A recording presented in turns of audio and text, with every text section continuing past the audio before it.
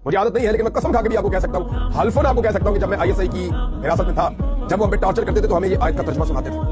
वो ये कहते थे तुम लोग फितना हो, हम तुम्हारी एक तरफ की टांग और एक तरफ की हाथ काटेंगे, अल्लाह का हुक्म है। वो ये बात कहते। मैं कहता था कौन सा फितना है, जवाब इसका कोई नहीं होता था। उन्होंने औलिया मकबूल जान साहब को जब मारा तो उनको ये आयत सुना दी, क्योंकि औलिया मकबूल जान साहब ने वहां कुरान पाक की तिलावत शुरू कर दी।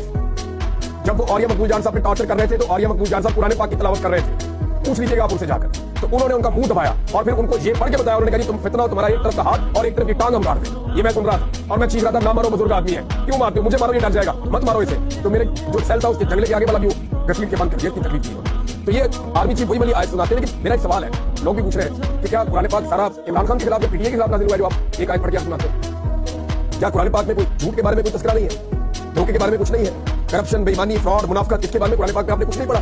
क्या कुरान पाक में खवातीन और बच्चों के साथ जो नाइंसाफियां की गई, जो जुल्म और जबर और फतायत की गई, उसके बारे में आपने कुरान पाक में कुछ नहीं पढ़ा?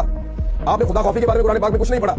ये जो सारी चीजें हैं कुरान पाक में, सिर्फ ये एक आयत नहीं है और इसको आप जिसके ऊपर दिल करता है चश्मा कर देते हैं कि जनाब ये आयत इसके ऊपर फिट करो, अब इसको दबाना हमने। कल एमक्यूएम के बारे में ये आयत सुनाई जाती थी, इनके भी एक तरफ के हाथ और पांव काट दो, आज वो अच्छे बच्चे बन गए तो वो साथ है। परसों किसी और के बारे में सुनाई जाती थी। एक दौर था तालिबान के साथ मिलकर ये आयत सुनाई जाती थी दूसरों को मारने के लिए, और एक दौर है कि वो तालिबान जो है वो विलन हो गए तो उनके खिलाफ सुनाई जाती है।